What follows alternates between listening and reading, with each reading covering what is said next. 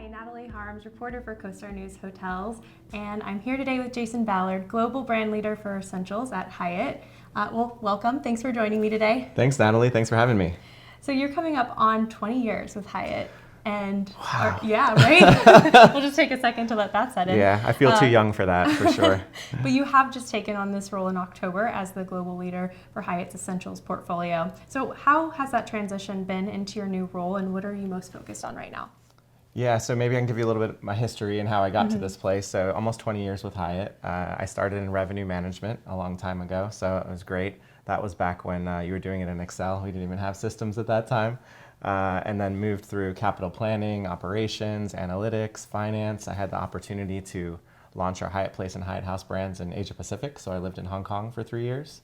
And then I lived in Europe for 3 years, launching our franchise business.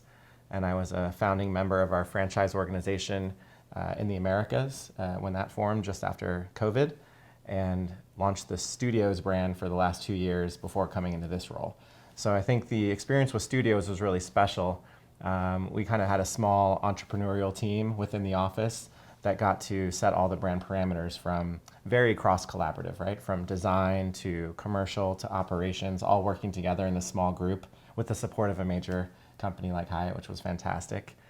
And from that, we got a lot of learnings about listening and our owner's perspective, our guest's perspective, our colleagues' perspective, our consumer's perspective. And I'm really excited to apply all that work that we did on that Studios team to now our full Essentials portfolio, which is, by the way, the Hyatt Place, Hyatt House, Captioned by Hyatt, Hyatt Select, Hyatt Studios, and Unscripted, plus Cove in China. So we have these great brands in the Essentials.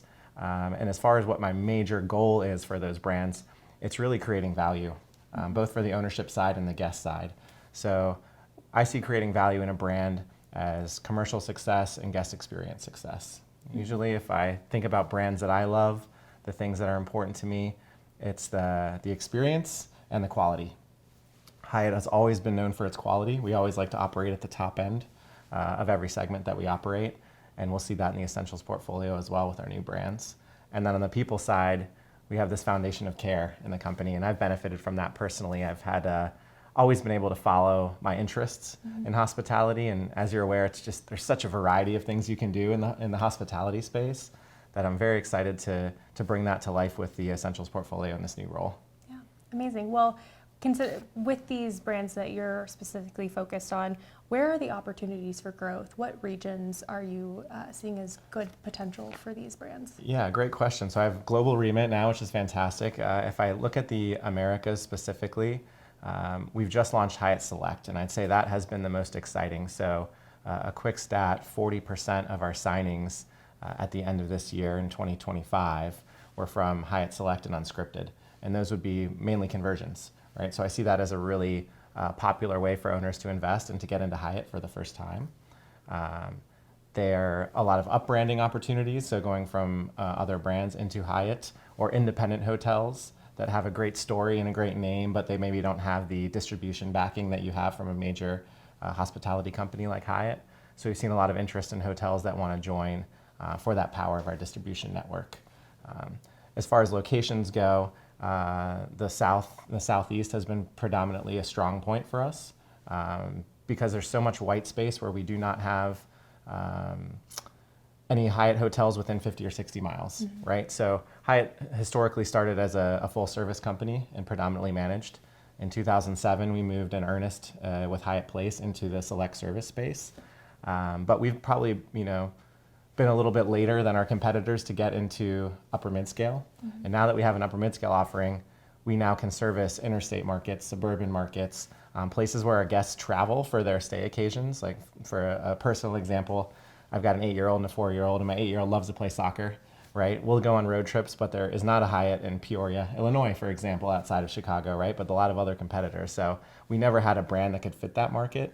Now with Hyatt Select and Hyatt Studios, we have a price point and a build cost and a rate that is a great return on investment and a nice price point for new guests coming in. So we see this Essentials as the growth vehicle for Hyatt for the next decade to come. So it's a very exciting place to be. Yeah. Well, considering growth, I know it's a tough market with kind of the tighter transaction and construction market, right? We saw what happened in 2025. So how does Hyatt kind of think of growth opportunities in that challenged economy? Yeah, we have still continued to lead the way in net rooms growth on a percentage basis year over year against our competitors, which is really exciting.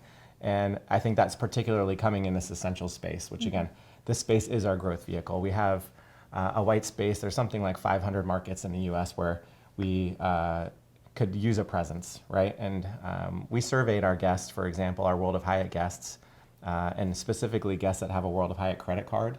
And a portion of their spend was at hotels that weren't Hyatt. And you're like, oh my gosh, you have this Hyatt credit card and you're not using it at Hyatt hotels? Like, what gives? So we interviewed them all, and the predominant answer was there was not a Hyatt that was in a reasonable location of what I was staying for.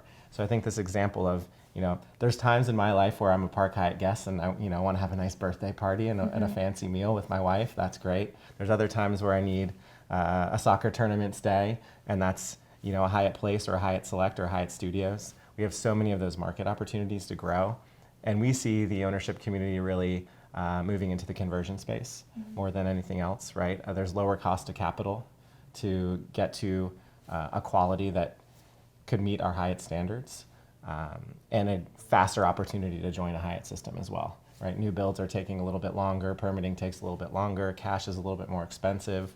So for a reduced investment, you can now get into the Hyatt ecosystem a little bit quicker and get the quality of guests that we have with Hyatt as well. Yeah.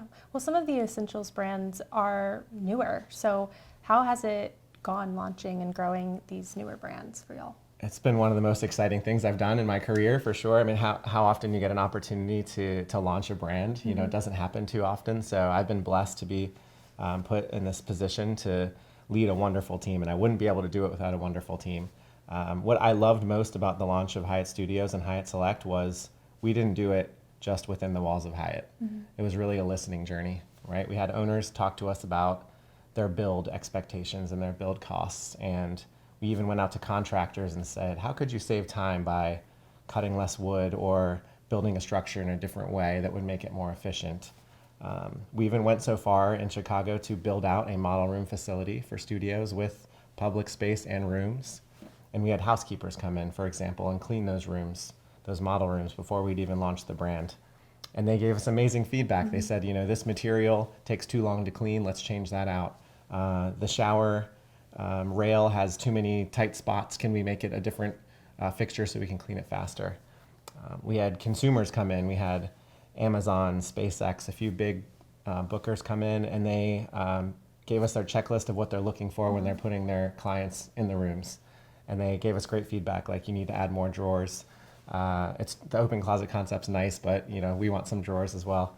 And some attention on like the lighting of the mirror in the bathroom to make sure that you really could do your makeup on point on those days. So just hearing this feedback and gathering it all, this listening journey that we went on, I think it really made us realize that we have these great guests, we have these great consumers, we have these great owners that have this institutional knowledge. Let's listen and let's apply it and learn from everyone that's done this in the past. And it's turned out fantastic. We've got a great pipeline with studios now, and Select, I will say, will be our probably most popular brand in 2026 on the growth side. Well, I love that forethought and thinking the hotel room so thoroughly through. Oh, yes. But it saves some owners some money on the other side of things, of not having to fix any of those kind of mistakes or just inconveniences. Well, and we continue to learn and evolve, right? Now we have guests that are staying in physical locations for the first time, and we're getting a new set of feedback. So we'll continue to master that. But I think this concept of listening and quick applying of what you learn is part of our DNA at Hyatt, and it's really going to make us successful in these years to come. Well, just to wrap up, let's look forward at 2026. What are your expectations kind of for Hyatt Essentials portfolio, Hyatt as a whole, the industry as a whole? What are your expectations? Yeah, I'm excited for what's ahead. Hyatt is on this great growth trajectory right now, and having now this robust offering in the Essentials group, we have something for every stay occasion for our guests that we did not have before. So I think having upper mid-scale offerings with Select and with Studios allows us into whole new markets and to meet new owners and guests. And I'm in hospitality. What I've loved most about it is the people and the travel, right? So this opportunity to welcome new owners into the Hyatt family, to welcome first-time guests that can build loyalty with Hyatt. That's what's most exciting for me. And we just have, honestly, it's not just me saying it, but the industry, one of the best loyalty programs, right? Points Guy, JD Power Awards. We get a lot of accolades for our World of Hyatt program.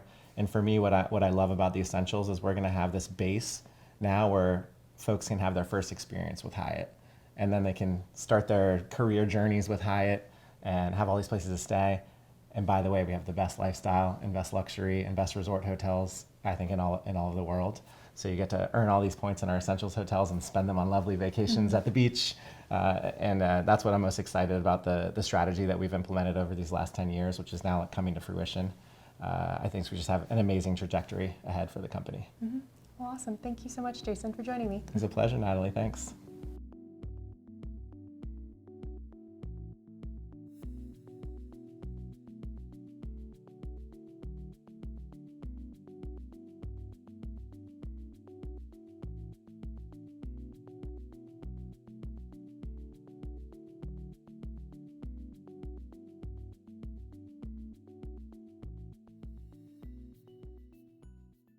Hello, I'm Luke Haynes, People Newsletter Editor CoStar News, and the host of Top Credentials, a monthly podcast exploring the colourful careers of those working at the top of UK commercial real estate.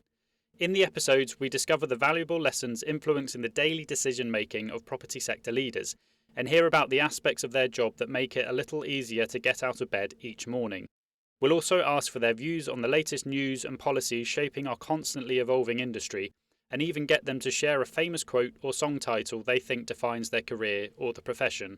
Listen on Apple Podcasts, Spotify, or wherever you get your podcasts. This episode of the CoStar News Hotels podcast was recorded on January 26th, 2026. It was recorded by Meredith Sheridan and edited for the podcast by me, Natalie Harms. Find all hotel industry news at costar.com/hotelnews. Thanks for listening.